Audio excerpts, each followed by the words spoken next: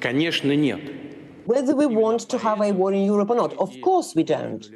And this is exactly the case why we have proposed to have a talks process. The results of those talks, those negotiations, should be an agreement on equal security, including our country. Unfortunately, and we have already mentioned that, there has been no meaningful constructive response to our proposals. We haven't received them.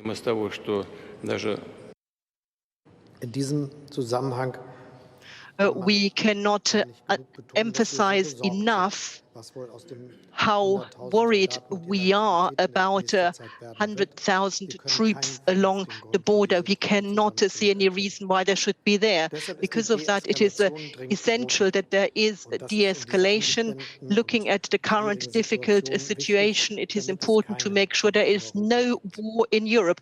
During our talks, President Putin reported about his talks with his foreign secretary and with the defense minister.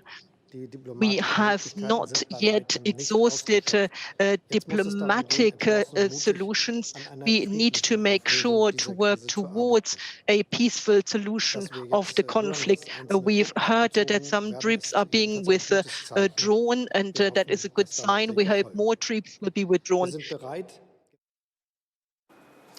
Well, let's take a look then at the latest developments. And while the Russian president has been holding those talks with the German chancellor in Moscow, Boris Johnson held a Cobra meeting and is expected to travel to Europe later this week to step up the UK's diplomatic efforts. Meanwhile, there are warnings of a humanitarian crisis, with Ukrainian refugees going over the border to places including Poland. This morning, Russia's Foreign Minister Sergei Lavrov has met his Polish counterpart. And it comes as Ukraine's President Volodymyr Zelensky declared tomorrow a day of unity, calling on Ukrainians to fly the country's flag and sing the national anthem in unison. Well, here with me now, Security and Defence Editor Deborah Haynes, joining us in Kiev from south-central Ukraine, assessing the mood across the nation here.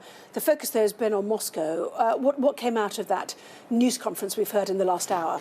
Well, no breakthrough, worrying language, really. You had President Putin, yes, saying that he doesn't want war, but then also accusing Ukraine effectively of genocide in the Russia-backed separatist occupied territories in the east, which is complete rubbish and is the sort of language that Western officials have pointed to when they've been raising their concerns about the potential for Russia to concoct some kind of crisis that they can then say that they're coming in to rescue those Russian citizens in that area that they say need their help, and then that could be the pretext for a much, much larger invasion. And yes, he did also say that he'd been told, didn't he, about the, there's been a bit of a withdrawal of some of the troops, this massive buildup of troops around the country. Some of those Russian troops had been withdrawn, but Western officials are saying that, on balance, they believe actually there's been more reinforcing